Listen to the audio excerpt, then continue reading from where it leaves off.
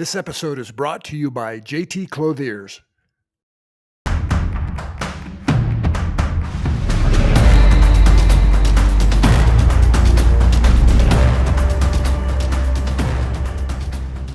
Hi, I'm Chad Hennings, and this is Forces of Character podcast. My guest this week is entrepreneur extraordinaire, Marty Bryan. Marty, if you've ever been to North Texas, you ever been to one of his 9 restaurants and actually 3 more under construction, you've experienced something that is very unique. And it took someone with intentionality, took someone with a mission, a purpose, took someone with the gift of hospitality to be able to do that. And I'm excited to hear more about his journey, how the good Lord led him down this path, and how he's leading and expanding this ever-burgeoning restaurant empire that he has. So with that, Marty, thank you, sir. Thank you so much for being here and humbling us with your presence. Chad, thank you for having me. As a cow walking through tall grass, I'm utterly tickled to be with you, and I'm excited to explore this conversation. You know, how we usually always dive in is I think we all can agree that we're product of our past, product of relationships, those who have influenced us. As some say, we stand on the shoulders of giants, those who have done a good job of mentoring us, but you know, some good, some bad. Let's talk a little bit about your upbringing. Tell us a little bit about where'd you grow up, kind of your influences, and just what started to plant the seeds in your life to make you want to ultimately run and operate restaurants. Yeah, thank you for that. Well, I'm a small town guy, stereotypical Texan, and my dad is probably my biggest source of inspiration. And I was born in Lexington, Texas is where I grew up. And probably the event that really changed my whole entire life was October 19th, 1984. I was in school, and about 9:30 in the morning, one of the student aides came to my classroom, and they asked to see me down at the... What grade were you in? I was in the 7th grade at the time. 7th grade? And asked to see me down at the principal's office. And I knew I hadn't really done anything to get in trouble, so I walked down there, and my brother was there, and I'm like, what the heck? And it turns out that they told me that my dad had been in a very serious car accident, and wasn't sure if he was going to make it. And so they asked us if we wanted to stay in school or if we wanted to go home. And I'm like, well, surely not much we can do. So we, of course, opted to go home. And we later learned that my dad was on his way to work. It was his last day at this job. He started a new job, planning to the following Monday. He was excited about it. We had had dinner the night before. I'd had my best football game I'd ever played as a fullback and linebacker. In 7th grade, you didn't have to be as big, right? I stopped growing at that point. But so what ended up happening is my dad hit a deer, threw his car into a bar ditch. He horseshoed the tree. As he hit the tree, he leaned over and basically crushed all the nerves in his spinal cord. And so from that point, he became paralyzed from the navel down. And he was in the hospital for 6 months. And finally, once he got home, so my brother and I, we lived with just different family members throughout that period. So my dad got home, and, you know, one of the challenging things for my brother and I is we became his primary caregiver. So we bathed my dad, we turned him in the middle of the night, helped exercise his legs, and hoped that, you know, he could regain some circulation. And unfortunately, that never happened, but the reason my dad is my hero is my dad is still doing well. He's as healthy as can be. He's, I think, 76 years old. You know, typically when you're in a wheelchair at that point, you know, you don't typically have a super extended long life to live, but he's just been incredible. And I think the reason that's been so impactful to me is, you know, having to spend all that time doing all those things at a young age, helping my dad. And then he ended up getting rehabilitated, started being able to drive. And of course he couldn't work. So, you know, we were on welfare. And so one of the most humiliating things that happened to my brother and I is we'd be in school during our morning classes, and then the student aide would bring in a free lunch card and put it on our desk. And I remember just trying to hide that thing as quickly as I could because everyone knew what it meant. And And I just remember thinking, God, just one day I just want to pay for my lunch. And but from that experience, I learned how having to depend on others really can sometimes rob you of your dignity. And so I just wanted to be in a place where I could, pay for things and do things and add value back. And, so my dad, we ended up moving, and he ended up getting a job. We moved over to Navasota. And it wasn't going well for my brother and I. So just think about this. Here's my dad. He's had this car accident. He's gotten rehabilitated. He's going back to work. He's got his 2 sons with him. And then because of our experience at that school, he allowed my brother and I to move back to where we grew up and finish our school years there. And then he moved into a 1-bedroom efficiency to be able to afford for us to have the life that we had. He bought my brother and I both vehicles, and just really sacrificed tremendously. And then just the stories that I could share with you about the challenges my dad has had being paralyzed for 40 years is really remarkable. From injuries to burning himself. Chad, just a few weeks ago, he's in the grocery store cruising around on his wheelchair. He catches his foot on an aisle and it pops his femur.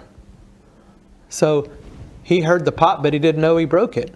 Because he couldn't feel it. Because he couldn't feel it, right? And it's taken him, I want to say it's been almost, I'll take that back. It's been a while. It's been 6 or 8 months, and it still hasn't fully rehabilitated. But there's just a litany of stories that have happened with my dad.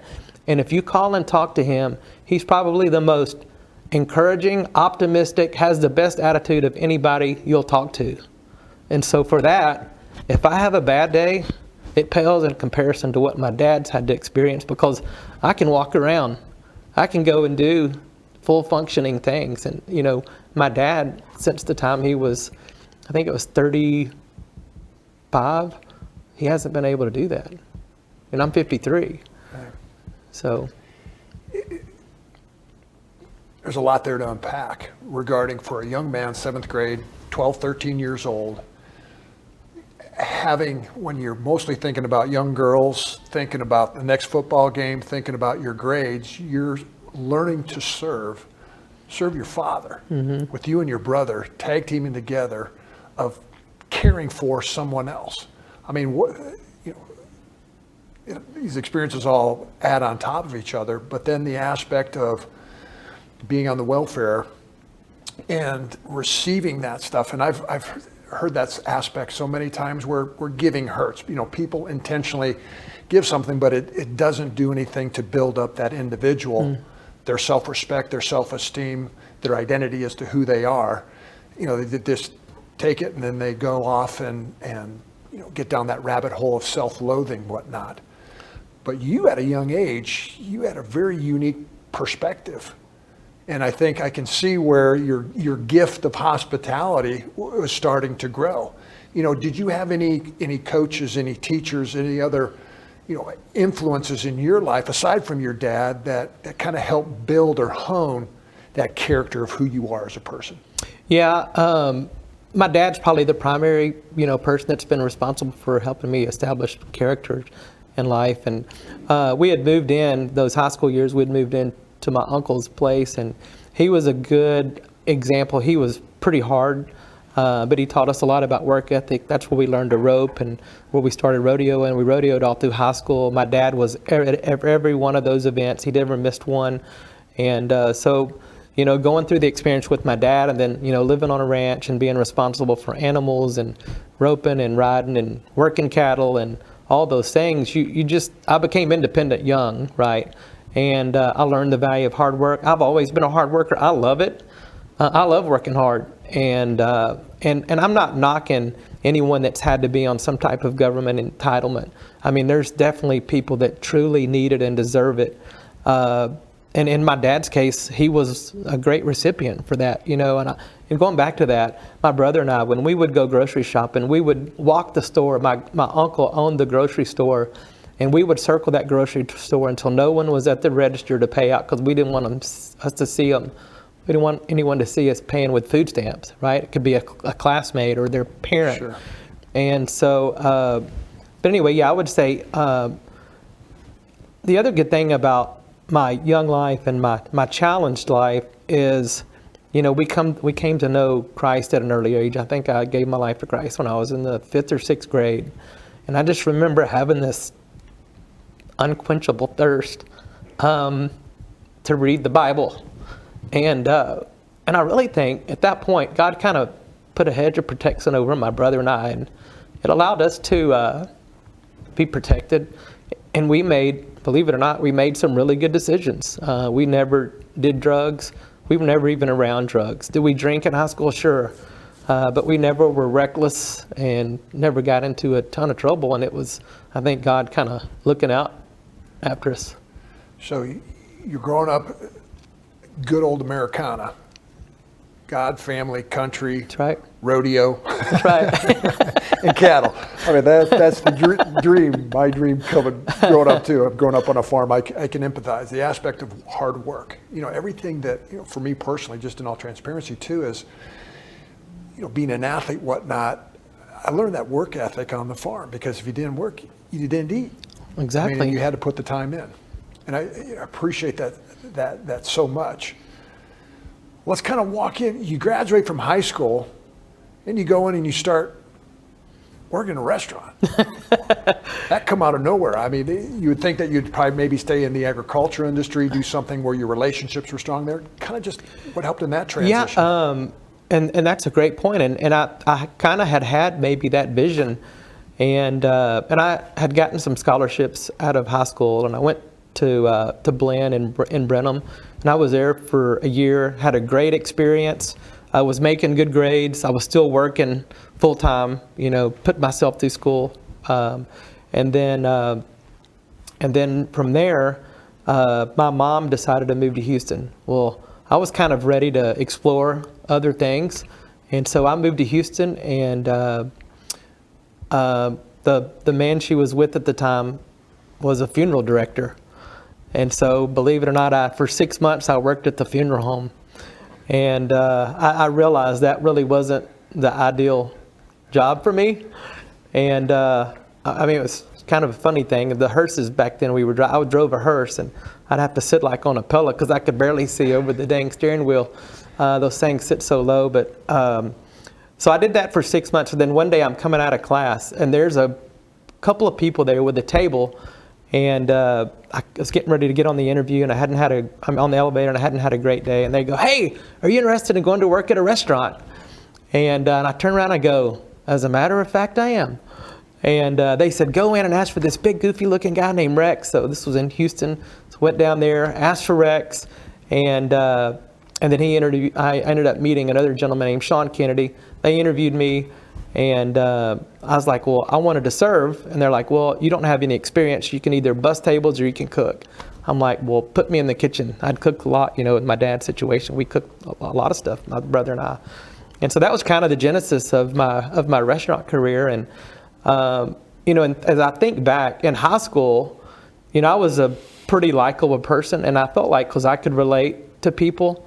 And but I always knew I was going to pursue something people-oriented, hospitality, because I just was, I was a pretty likable guy, I'd like to say, and I always felt like I could relate to the people that were maybe marginalized, and I always tried to treat everybody with dignity and respect, because I know how it feels. I was picked on. I was a fat kid growing up. My brother was he's kind of the runt.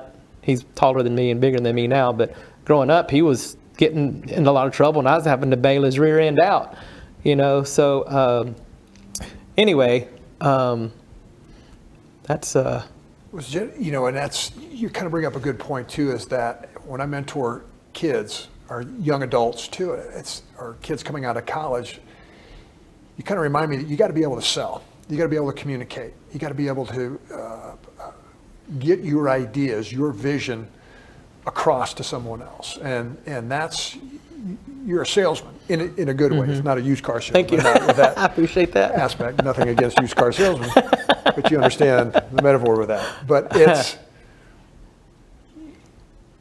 you can build relationships, and I can see where that now you're learning those lessons, And you've learned the lesson that if, through your agricultural upbringing on a ranch, that you got to work. You always got to, and you're willing to start at the bottom to learn. So you're in there, you're cooking, I'm assuming washing dishes, bussing tables, doing all that. Yeah.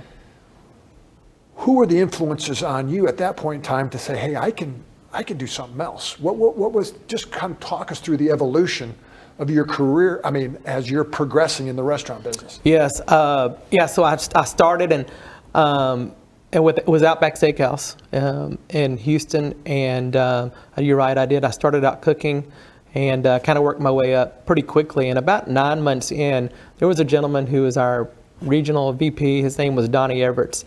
And Rex had kind of told me about this position that was coming available, and he wanted to put my name in the hat. So I ended up meeting with Donnie, and it was like a kind of a regional food and beverage training person. They called it a food tech at the time. And keep in mind, I'm 19, right? Yeah. I'm young. And but they saw something in me and asked me if I had be interested in doing it. And it was going to require me to go and visit other restaurants and make sure that training and systems and processes were being followed, the recipes were being followed, and that everybody was being trained correctly. And I remember Donnie telling me, he goes, if you do this, you're not going to be able to finish school. You're going to have to make a decision on what your future is going to be based on this. And I'm like, well, I'm interested. And so I ended up getting the job, paid $18,000 a year. I had a $150 a month car allowance, and I had money to spare. It was great. And so Donnie, talking about other people that influenced my leadership, he was incredible. The guy never used profanity. Now keep in mind, we're in the restaurant business. Yeah. It's typically pretty prevalent in restaurant kitchens. You've seen Hell's Kitchen. And so he was the kindest and humblest person. And the other thing I remember about Donnie, he never spoke ill of other people. In fact, I think the harshest word I ever heard Donnie speak was, that dude is a June bug. Right? That was like, if you were a June bug, that was bad. You're not doing a good job.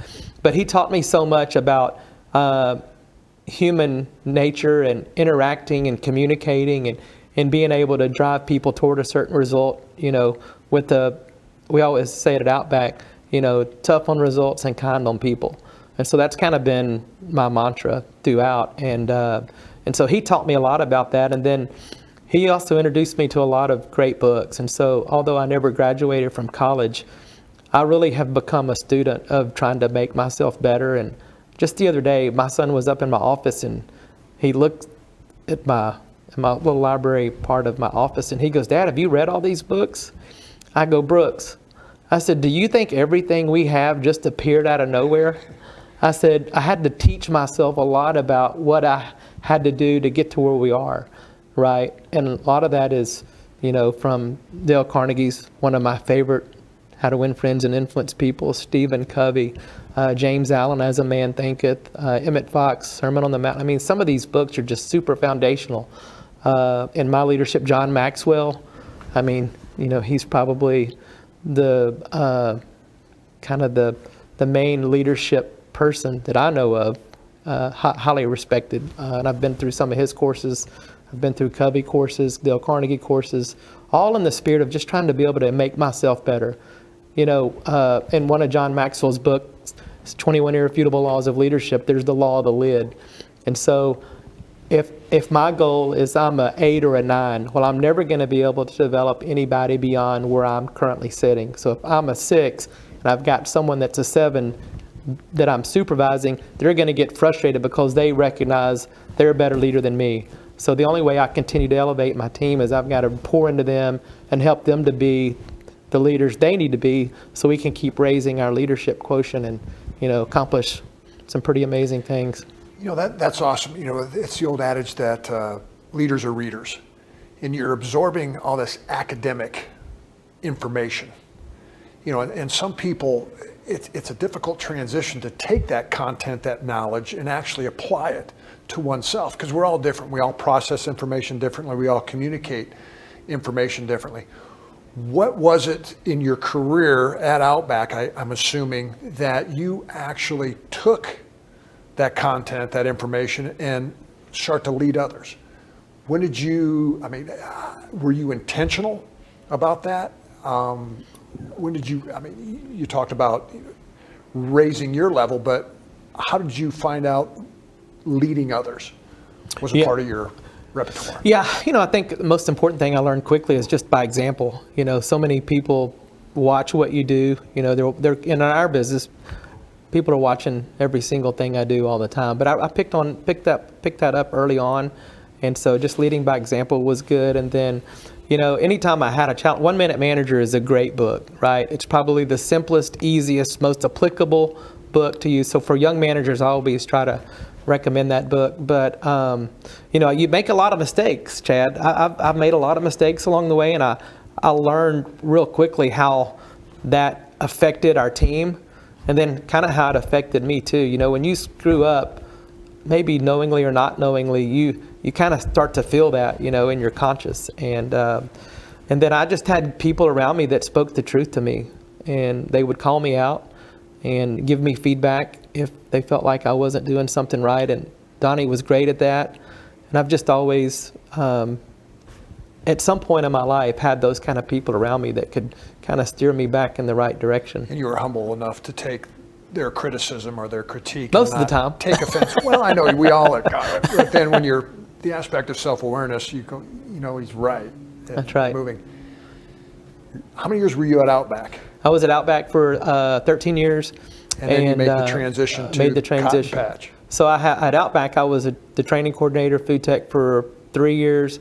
I was, or 4 years. I was a manager for 3, and I was a managing partner for 5 years at Outback.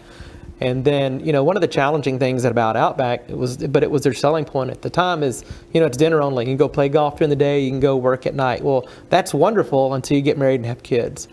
And so I remember it was May of 2002. I came home. I had been working, and I had happened to have an Outback where we opened for lunch on Saturday, Sunday, and Monday on holiday weekends. And I had been working just a ton, and my wife came home, and she was in tears. She goes, I can't do this anymore. I feel like I'm a single mom. She goes, something's got to give. And when she told me that, I was like, I've got to look for something else. And so I kind of set out to try to find another career. And ultimately, I ended up staying in the restaurant business. And a friend from our hometown, Roxanne and I went to high school together. His name was Mike Pacinella, and my wife had worked for him in high school. He owned Pizza Huts, and they had started another company in '89 called Cotton Patch Cafe. And I had a good relationship with him. We'd always talk shop when I'd go home to visit. So they ended up hiring me in 2003. And I'd never even been into a cotton patch, never even knew what they were, but I knew Mike. He had good character, a person of his word, and I liked him, and I wanted to be around him. And so I ended up going to work for those guys in '03. And so I started out as an area director. I had started out with 8 stores, ended up at one point having 16. Well, then we ended up dividing up the areas, and then I became the director of operations. And then my last 5 years, I was vice president of operations. And in my last year there, my second to the last year, we ended up putting Cotton Patch on the market. And we ended up, myself, our CFO, and our CEO, presented the company to 11 different private equity groups, which I was a part of. And so we helped sell the company and then exited in January of 15. I stayed on for a year, and then I left in 16. Now, I had zero benefit from the exit. So I wasn't a partner. I was the vice president. So I made great money, but I didn't benefit from the exit. Big kick, yeah. Which, Chad, in retrospect, might have been the greatest gift I was given. Was I hurt by it? Did I think I was going to get something? Yeah, I really did, because the best year we had was the year that I left as VP of Ops. And I had done a ton of things. I helped take the restaurant company from 13 restaurants to 45. And that was my background, right? Opening restaurants. I'd opened 20 Outbacks. I'd opened 30-something Cotton Patches. And I'm sitting here reflecting your evolution as a restaurateur, as an entrepreneur, that you couldn't have paid for that experience in college. Mm-hmm.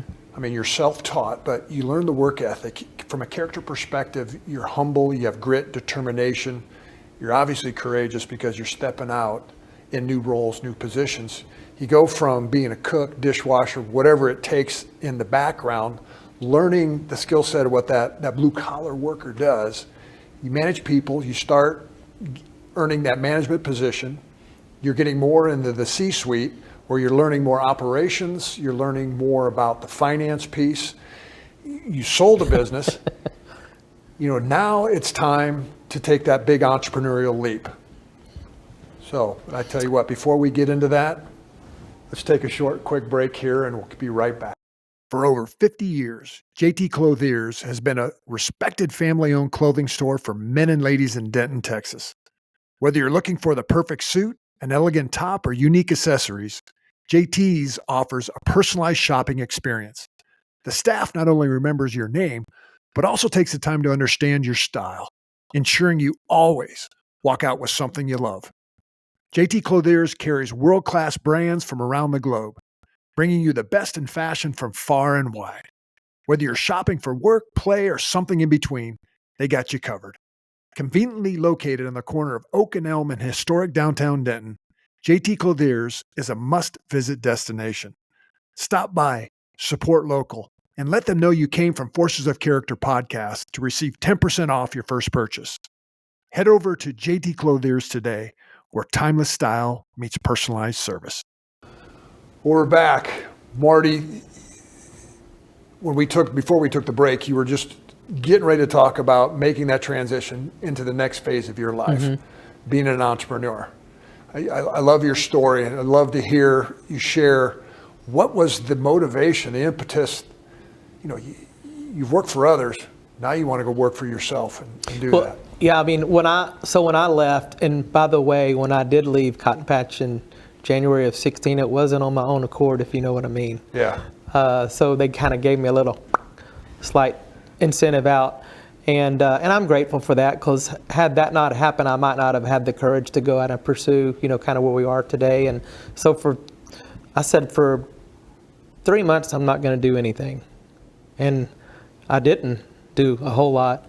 And then I ended up doing some consulting stuff, and I ended up going to Shreveport, Louisiana, and I ended up helping a guy open a restaurant. And then from there, I helped another guy open a restaurant. And then from there, I ended up working for a plumbing company, a saw cutting concrete company, a waste management company.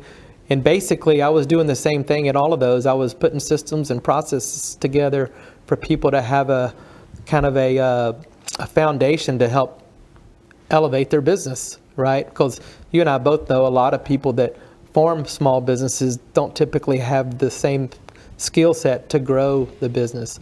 And I've had to learn that too. There's a lot of things we'll talk about in a second that I'm not great at.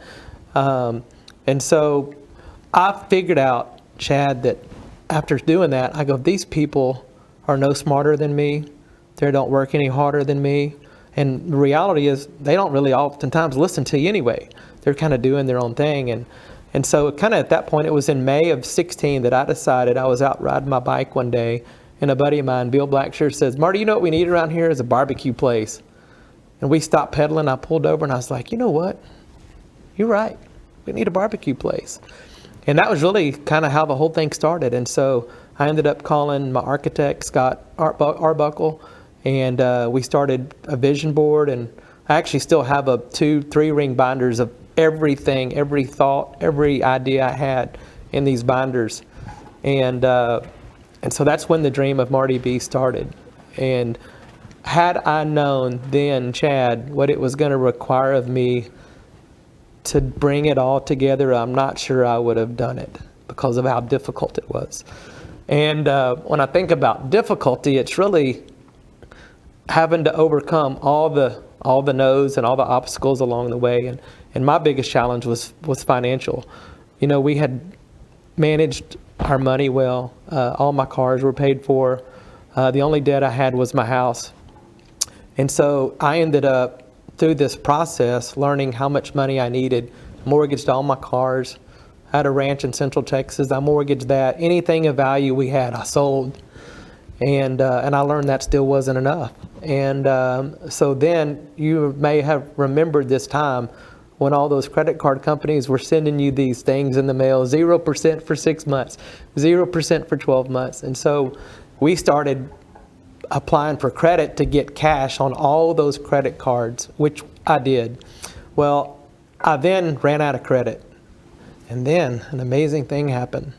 I realized my wife has a social security number. And so then we started getting her to apply for credit cards. And she goes, I was like, call Bank of America. I said, ask them for 10,000.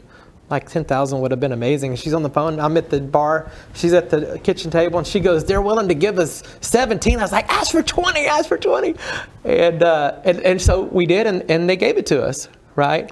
And then I think I ended up getting like 25 grand from American Express, and so we're just accumulating all this debt, right? And I never once was worried about it because we were so convicted about the dream and what we were doing. I never doubted it. Never doubted it one time. And then I ended up, getting some money from a friend, and then kind of the icing on the cake is as we're getting ready to close on the final piece to get my restaurant open on the equipment loan, the bank called and said they weren't going to fund that. And I'm like, well, I'm out of money.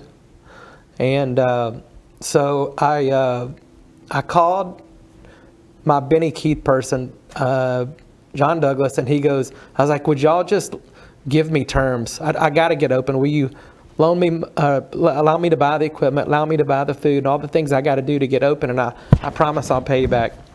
And he goes, well, you're going to need to talk to the general manager, Doug Swick. And so I was like, okay. Well, so I ended up calling Doug, and I'm sure Doug, as I'm like pleading with him on the phone, felt the desperation in my voice, and I just said, man, I've never not paid anybody back in my whole life. And I said, if you'll give me 90 days, 120 days, promise you I'll pay you back. And he did.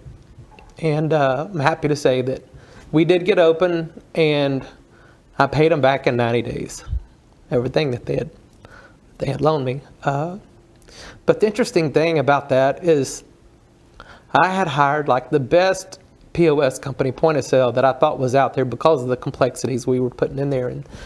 And we opened, Chad, at 4 o'clock on November 17th. Might have been the 14th.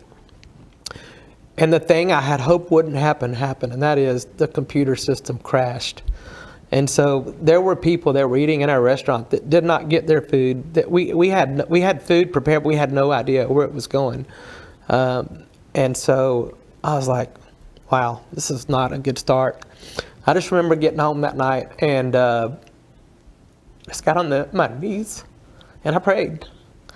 And I'd always been able to walk away, right? I can just walk away from this job. They can figure it out without me.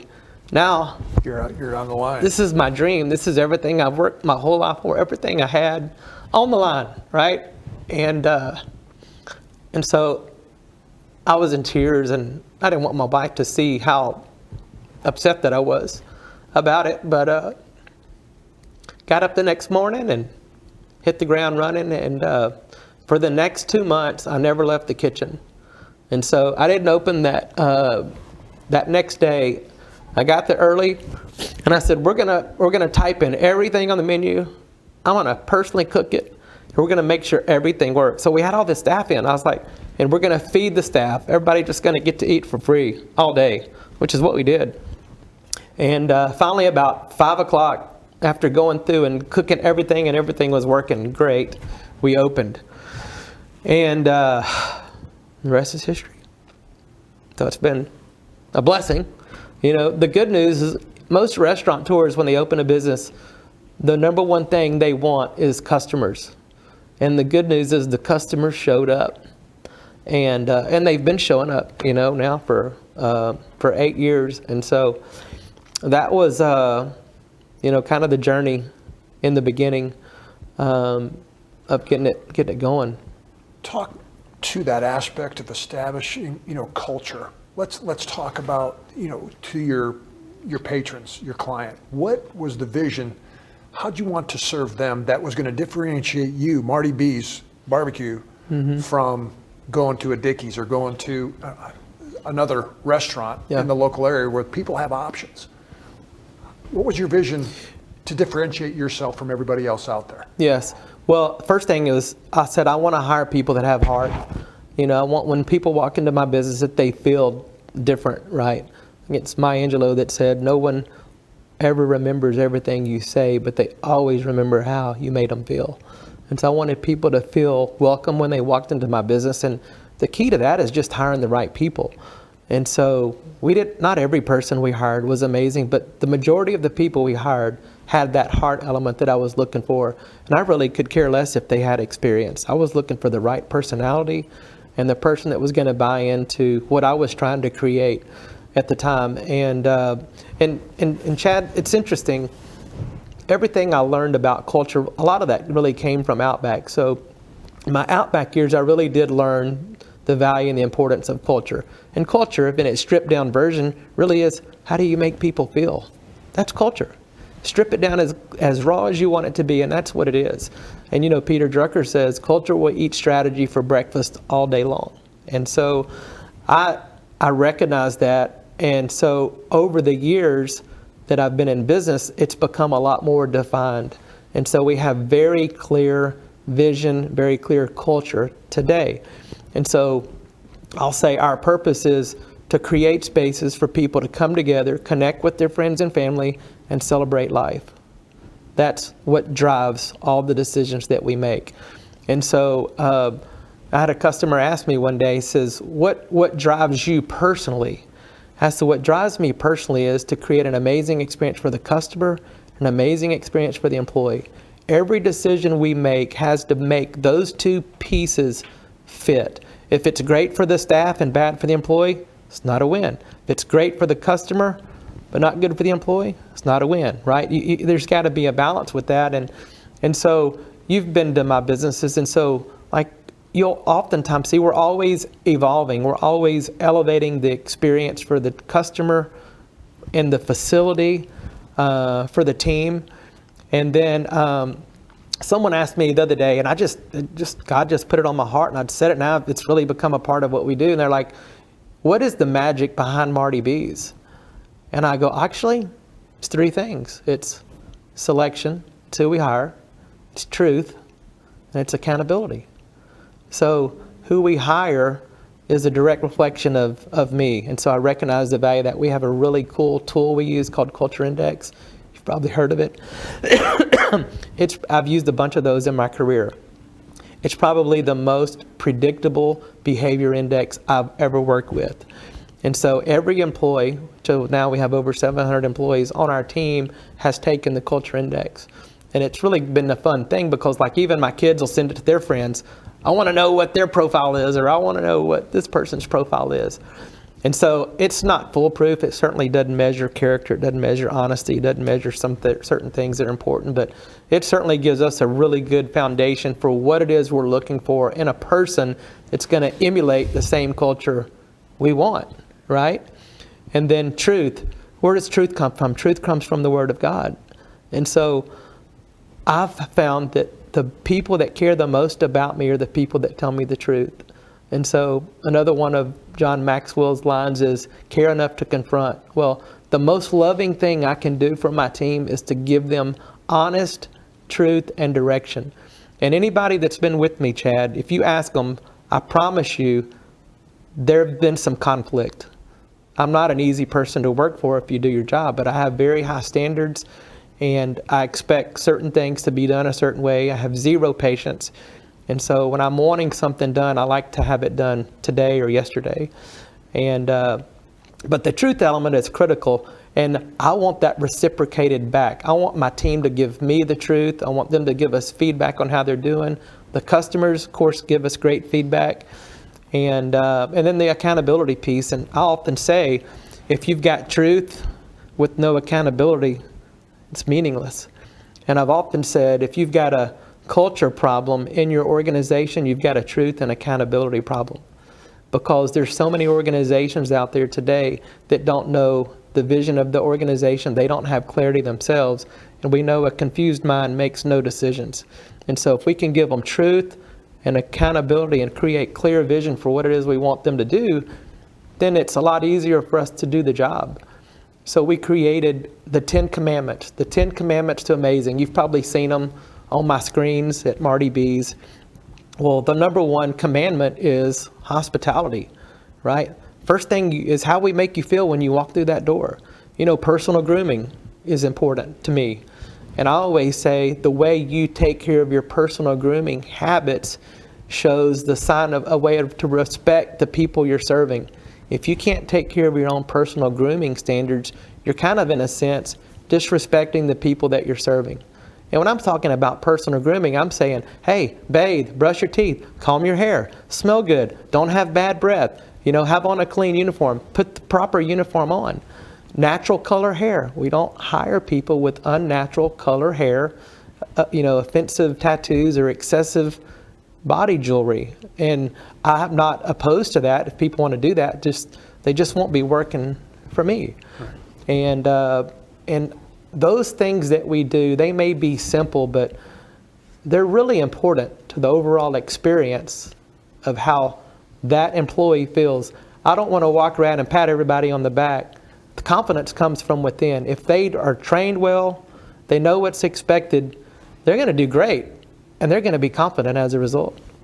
What I've noticed from your restaurants is that the culture, compliment you do have a phenomenal culture, and you do feel respected, and you do feel that you're of value at one of your establishments, but you do hire within as far as leadership. You've got a great pipeline that I've noticed, over the years. You have individuals, young people that start off as the hostess, then they're waiting tables. Now they're a manager of one of your restaurants. Just talk about that, of your intentionality of creating opportunities for those that work with you, for you. Well, thank you for that. I often say one of the reasons we build restaurants is we want to create opportunity for the people within the organization. If you have great people on your team and you don't give them opportunity, they end up going and working for the competition.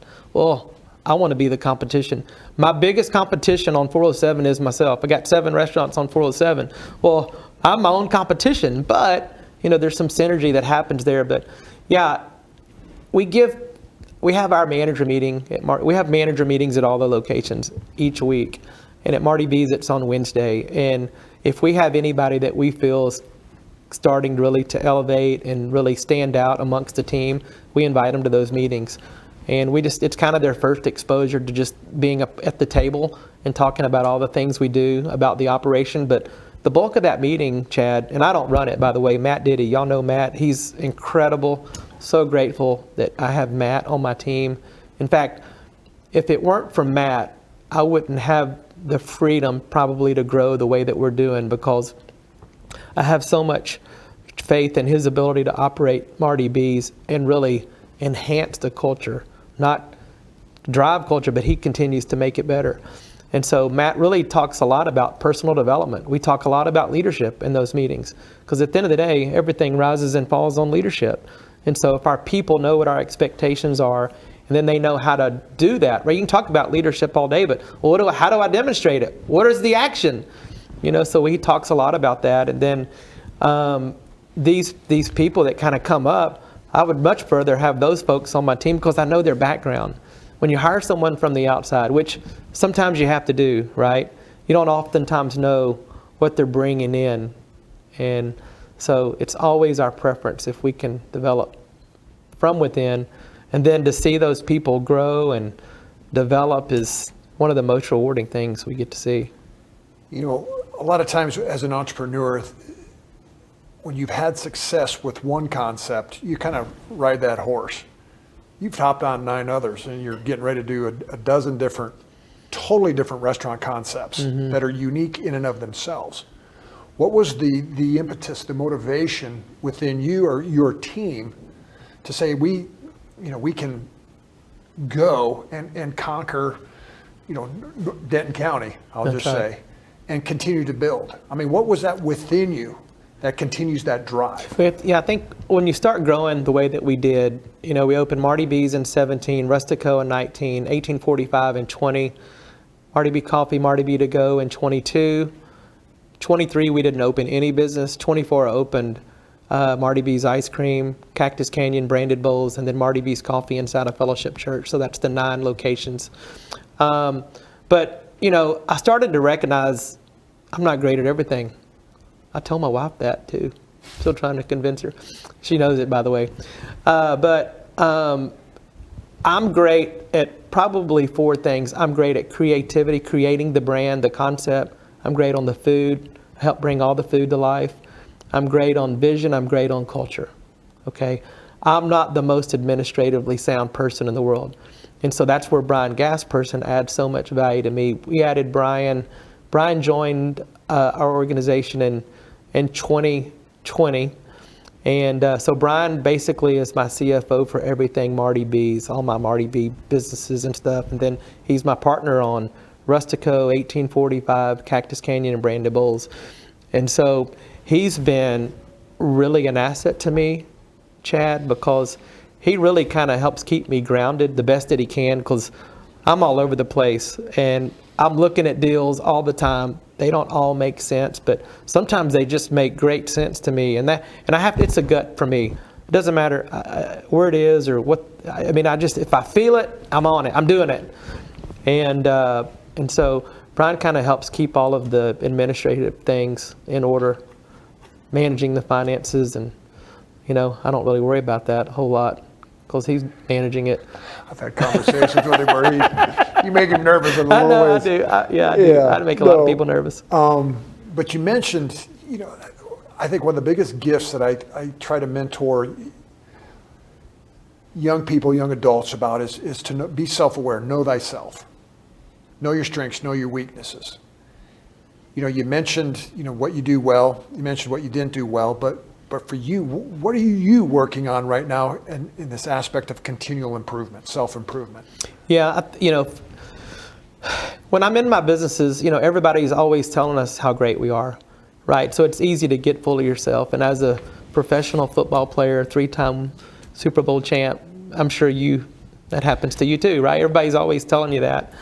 And it's humbling, right? But, probably the number one thing I pray for is God keeps me humble. And he has a lot of great ways of doing that, that I don't often love. But that's why I love doing my Bible breakfast at Marty B's, my women's Bible breakfast, the fact that we play Christian music on Sundays. What you're saying, what is my personal development? My personal development goals are to help elevate all the people around me and be a person that demonstrates their faith in their businesses, and then and then also has the platform to be able to talk more about it. And so, I feel like God's put us in a place at Marty B's where we reach a ton of people. If you're in Denton County, you've probably heard of Marty B's, and I feel like we've just become that place for people to do exactly what I said, and that is to come together, connect with their friends and family, and celebrate life. And so my wife once asked me, how many restaurants do you need? And I go, well, I thought about that, and it reminds me of the parable of the wealthy landowner, where he's given out these talents, right? He gives one to one of the workers, 2, and then 5, and so what does he end up doing with the talents that they were given? 1 buries, 1 doubles, 1 multiplies. And I'm like, well, God's given me this gift of hospitality. I've known it. I know I have it, and I can't deny it. And so I don't think he wants me to take and bury that. I think he wants me to take and multiply it for his favor, right? He wants me to take the talent that I've been given and use it for his glory at the end of the day. And so we take that as a big responsibility. And I just when I get to heaven, I want to hear Jesus say, well done, good and faithful servant. Yeah. I mean, how awesome would that be? Yeah. Right? Yeah. And so those are really the things that drive us, that drive me. I know I drive my wife crazy. I know I drive Bryan crazy. I'd probably drive them all crazy because I'm just all over the place, but it's part of the fun, right? I share with you one of the things that I really truly believe in regards to who we are at different phases of life, and I use this kind of a sports metaphor, that when you're a young man, when you're in your late teens, early 20s, a young individual, you're kind of like that freshman or that rookie on a team where you're just trying to learn the offense, learn the defense, just trying to make the team be a part of it. That's attributed to kind of that phase of you growing up on a ranch, learning work ethic, of just trying to get in and get a job and just kind of figure out who you are. Then when you get into your late 20s, your 30s, maybe even early 40s, you become kind of that captain on the team. That individual that's, okay, I'm a vested veteran now. I know that I realize that for my success, I have to elevate others to make the team successful. The team successful, I get successful.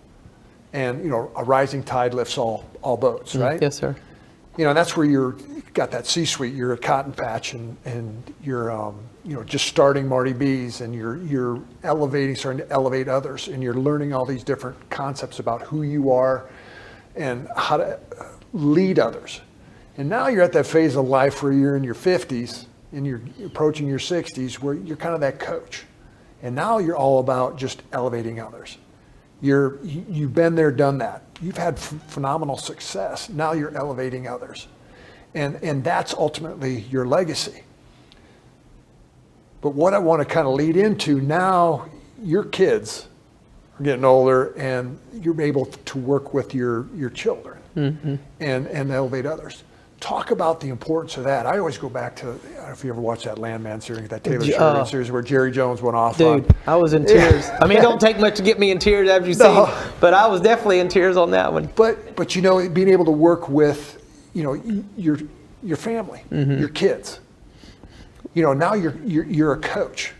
Just talk about that, how important that is for you, and do you kind of relate to that metaphor I just shared? I totally do, and I get emotional, but honestly, Chad, as I talk about my journey, I pray that God always keeps that emotion raw in me, because it helps drive me, right? But there's no greater responsibility than working with your kids. So all my kids have worked for me. My son Brooks, 17, plays football. Of course, that's a full-time job nowadays, but he's going to come back to work for me here in the next month or so. Madison, my middle daughter, she's incredible as well. They're all incredible, but she's, you know, on her own and, you know, working for Socorro, selling tequila, and she's killing it. And then Michaela's 26, and she's our director of training for, you know, Marty B's Coffee, Marty B's Ice Cream, the wedding venue. She's helped us at Brandon Bowles. She's helped us at Cactus Canyon. And in fact, she just hired our new venue coordinator yesterday. And she's doing just incredible. She has a very good read on people too. And she's black and white, very much like me. We think very, very much alike. And so is it challenging having conversations with my daughter? Yeah, I mean, there's been times where I'm sitting, I'm giving her like honest feedback and truth, and she's like crying, right? And I'm like, and my heart's breaking, but I'm also, it's important to share what's best for her, not what makes her feel good. In fact, I had a guy tell me that, don't make me feel good, make me better. And so as I have these conversations with my kids, I have to put their emotions aside and do and say things to them that I know is good for them, because they're going to experience hardship in life. There's a ton of it, but I want them to feel a lot of that from us, from me, so that when they do have hardship, they've already dealt with it. They know how hard it is and what it requires. And the other beautiful thing about this experience that I've been through is that my kids have kind of walked alongside that journey with me. They know what it's like to sacrifice. They sacrifice too, you know, when we didn't have money to go on vacations and do all the things we had used to do. And so my hope is that maybe one day they'll all be working with me, Chad. I hope that, you know, we'll see what God has in plan. Do you put that expectation on them, or what do you tell them in regards to their path? I really haven't, because I feel like a lot of that's on God and His timing within their life. You know, Brooks is a cerebral person. I could see him being an architect, an accountant, an engineer. Madison, she's like super aggressive, very personal, kind of over the top, never meets a stranger. And Michaela, I mean, she's almost like me, Michaela is, personality-wise. So she's super relatable and easy to talk to. As we wind this down, I just want to go over two things. You know, identity. And I'll give you kind of a working definition. Identity is that filter that you pass your thoughts, your words, your experiences through that provide that meaning, purpose, and impact. With that kind of working definition, who is Marty Bryan? Yeah, it's a great question. I think it's interesting. I'm not the person today I was 7 years ago, and I'm certainly not the person that I was, when I first started in the business. And I've learned that I am a lot more patient on the relationship and kind of meeting people where they are. I've not always been a good human to work for. In the restaurant business, it can be very explosive, and there's some things I'm not proud of that I've done and made people feel terrible. But I hope that where I'm at today is that I'm on a journey to where I'm continuing to be more humble and trying to meet people relationally kind of where they are. Not where I want them to be, where they are right now, and then help them to get there. But, for me, my identity is number one in Christ, and there's always things I'm going to do that's going to fall short of that. But, the Bible's filled with a ton of examples of men that were probably, far worse behaved than me, that God used for good. And, and then I have an amazing wife and family that are just very supportive. My wife and I'll be married 30 years this year. Congratulations. And then I chased her for a long time. In fact, I'm still tired. I chased her, and she finally gave up. And then then just my work, and I get so much fulfillment in being in the restaurant and talking to my customers and my staff. You've just hearing you. I mean, you've really strived for that ever evasive aspect of balance in life. But I want to kind of close with this. You have been successful, I would call it, in the eyes of the world, material success, fame. You have a name that's well known, in the local area. But, truly, how do you define success? At the end of your days, when you look back over your life, what was that aspect of your legacy that you're going to say, this is what it was all about? Yeah, I think it's all based on the relationships and the people, and just seeing people that have worked with me that I've had some influence on over the years, show gratitude for that, the good and the bad, right? Because it's not always amazing, right? But that's my legacy is, the people that I've touched and worked with and had relationships on that I hope they would say, we've made them better. Is my goal. I mean, that's what I'm working on. All right. Always be working on it. I like it. We got one more thing I want you to do, and just from your heart, for that young entrepreneur out there that wants to start their business, there may be apprehensive, there may be a little fear engaged in that, or somebody that has started their own business, they're struggling. What would you tell that young person that wants to go off and take that dip and jump in?